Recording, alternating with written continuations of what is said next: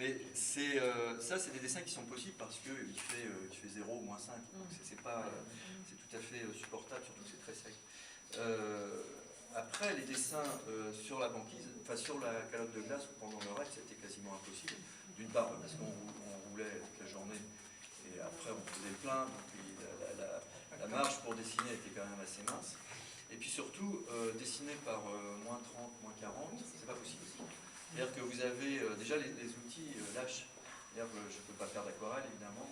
Je ne peux pas faire de feutre, je ne peux pas faire même je pensais que les crayons, les pastels gras pouvaient tenir encore, mais pas du tout. Même les pastels gras éclatent. Voilà, il fait tellement froid. Donc il y a juste le crayon, mais l'air est tellement sec que même le crayon adhère assez mal. Et puis le fait, même si on est bien couvert, le fait d'être assis dans la neige pendant ne serait-ce qu'un quart d'heure, là je suis congelé. Donc c'est pas possible. Donc il y a des dessins qu'on voit dans le livre, dont j'ai fait le crayon sur place, mais par contre j'ai fait la couleur au chaud après.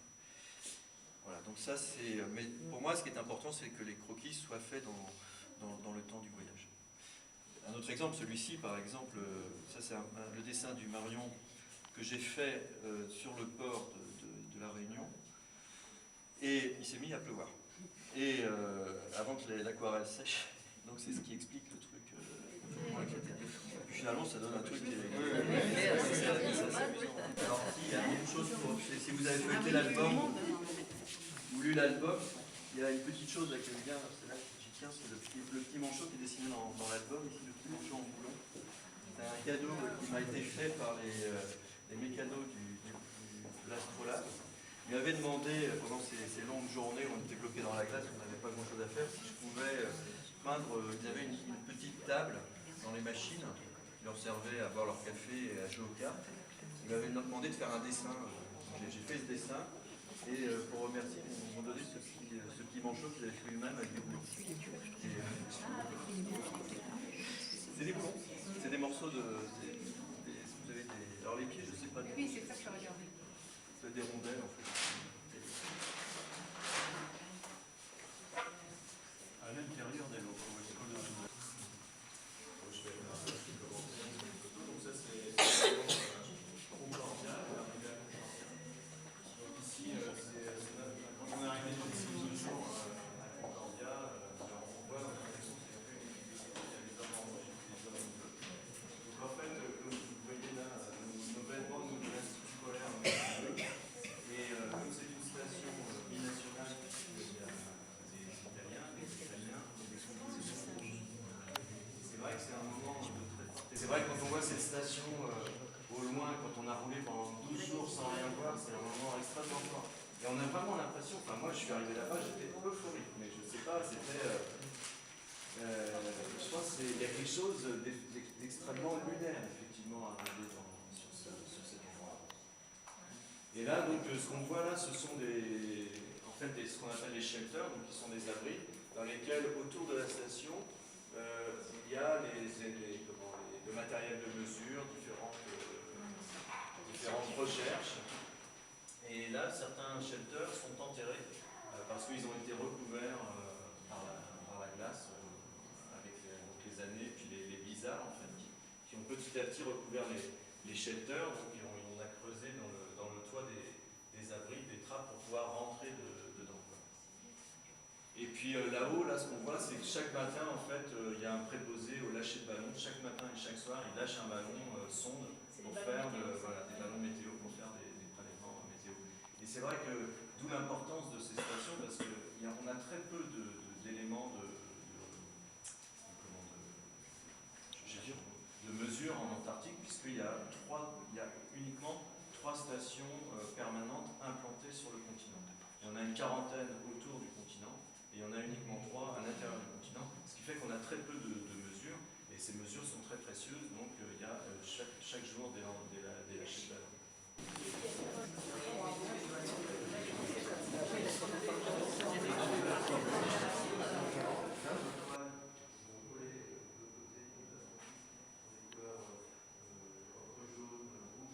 On a mis un sismographe et qui permet d'enregistrer en fait tous les impacts, tous les mouvements terrestres.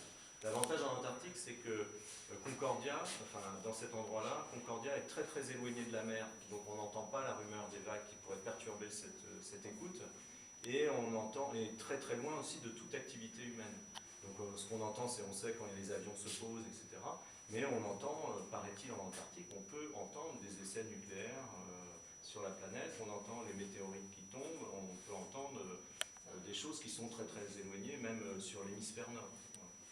Et donc cette glace Sismo, cet appareil est installé donc, dans la glace, et on utilise ce couloir pour y accéder. Il y fait -50, et c'est ce que j'expliquais, parce que certaines personnes me demandaient comment on fait pour prendre des photos par ces températures. On ne fait pas des photos très longtemps, parce qu'avec l'humidité, en fait, ce qui pose problème, c'est bien sûr la température qui décharge les batteries, mais surtout les températures qui avec les effets de condensation, il y a la glace qui se dépose sur l'écran, sur le viseur, sur l'optique, ce qui fait qu'on voit plus ce qu'on fait. Et surtout, on ne peut plus faire de mise au point parce que les graisses des optiques gèlent. Donc, du coup, c'est très très difficile de travailler dans ces conditions-là. Il y a une option aussi, c'est d'avoir plusieurs boîtiers, plusieurs appareils photo pour pouvoir changer d'appareil photo toutes les 5 ou toutes les 10 minutes. Mais en tout cas, on ne travaille pas très très longtemps dans ces endroits. Plus les températures chutaient et plus on avait de pannes qui se multipliaient. Et apparemment, il y avait un problème de... Alors, au départ, c'était un peu interprété comme un problème de livraison dans le gasoil qui aurait dû être déparaffiné. Et donc la paraffine gèle, et ce qui empêche ce qui crée beaucoup de pannes. Et paraît-il qu'au retour du raid, ils ont dû mettre le feu sous les cuves à gasoil pour pouvoir continuer à avancer. Ils font ça en Roumanie aussi. Et c'est vrai que c'est étonnant parce qu'ils doivent absolument trouver des solutions. Il n'y a aucune aide extérieure sur laquelle ils peuvent compter, donc il faut être totalement autonome.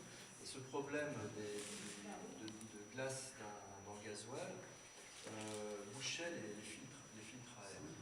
Et ils ont installé un système de tuyaux qui passait directement du réservoir au moteur sans passer par les filtres à air. Vous imaginez, on est en Antarctique avec des machines extrêmement performantes, avec un tuyau qui part du réservoir au moteur, qui est avec des gros morceaux de scotch gris, vous voyez. Et c'était ça, on trouve des solutions. Jusqu'à faire ces bricolages improbables, c'est assez fascinant. Ils étaient, en plus d'un optimisme toujours, c'était jamais catastrophique. Il faut trouver une solution. Et c'est terminé. Et voilà, et beaucoup nous ont dit, alors, il y a une espèce de phase de dépression souvent, parce qu'ils arrivent, ils retrouvent, certains recommencent à travailler dans l'univers professionnel dans lequel ils travaillaient, et tout d'un coup ils sont replongés dans la vie réelle, à aller faire leurs courses, à prendre leur voiture, à aller chercher de l'essence. Et après avoir vécu une expérience quand même où ils ont énormément de liberté et où ils vivent les uns avec les autres. Quoi. Et c'est vrai qu'il n'y a rien derrière. Et ça, on a entendu à plusieurs reprises. Oui, en fait, ce qu'il dit souvent, c'était ce qui est très dur en transe, c'est de se retrouver seul dans sa chambre le soir. Alors qu'en Antarctique, sur les bases, à aucun moment ils sont seuls. Mais quelques heures après, on ne voyait pas, je ne sais pas faire de toute façon.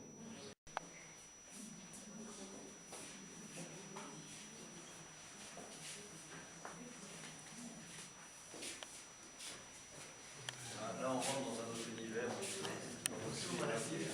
Oui, voilà, on ne peut pas aller faire là. Le réchauffement climatique a lieu là.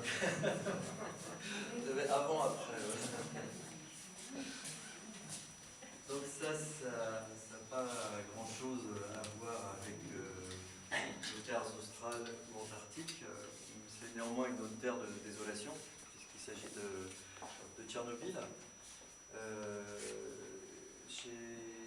Je suis allé à Tchernobyl en 2008, à l'origine pour réaliser un carnet de croquis destiné à être vendu au bénéfice d'une association qui fait venir des enfants contaminés en France. Ça s'appelle les enfants de Tchernobyl. Et donc j'ai été en résidence dans un petit village à proximité de la zone interdite pendant une quinzaine de jours. Et donc le carnet de voyage est sorti en 2008. Mais c'est un voyage qui m'a tellement marqué que j'ai eu envie, quelques années après, d'en faire une bande dessinée qui raconte cette résidence, ce périple, qui raconte pourquoi je suis parti de Tchernobyl et qu'est-ce que j'y ai découvert. Et c'est vrai que c'est un voyage qui m'a tellement marqué, enfin beaucoup marqué parce que je crois que je me faisais une certaine idée, comme tous, de ce que j'allais trouver à Tchernobyl. J'avais amené entre autres dans le matériel, pour les croquis, des encres noires, des fusains, des crasses noires, du sépia, enfin des choses qui pour moi correspondaient à ce que j'allais ramener, enfin ce que j'imaginais être fait de façon, ce qu'on appelle les taches léopard, c'est-à-dire que quand il y a eu l'accident, c'était une explosion thermique, hein, c'est-à-dire que ça envoyait toutes les particules radioactives dans l'atmosphère, donc ça a créé ce fameux nuage, qui va se développer au gré des vents. La pluie va traverser le nuage et donc va précipiter les radionucléides au sol, ce qui va contaminer le sol pendant plusieurs milliers d'années. Alors, il y a des zones à l'intérieur de la zone interdite qui ne sont pas contaminées, mais vous avez des zones à l'extérieur de la zone qui peuvent être contaminées. Ce nuage, ce fameux nuage, donc, est monté sur la Pologne, la Suède. C'est la Suède qui a donné l'alerte, donc ça veut dire qu'il était déjà passé sur la Pologne. Ensuite, il est redescendu donc sur le Danemark, la Hollande, la Belgique. Voilà.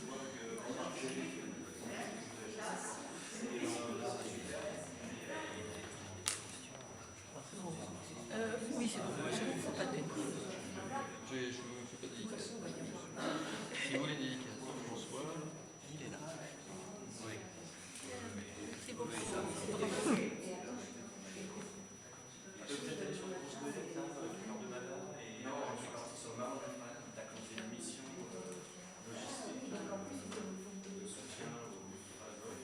Jusqu'à 2 heures.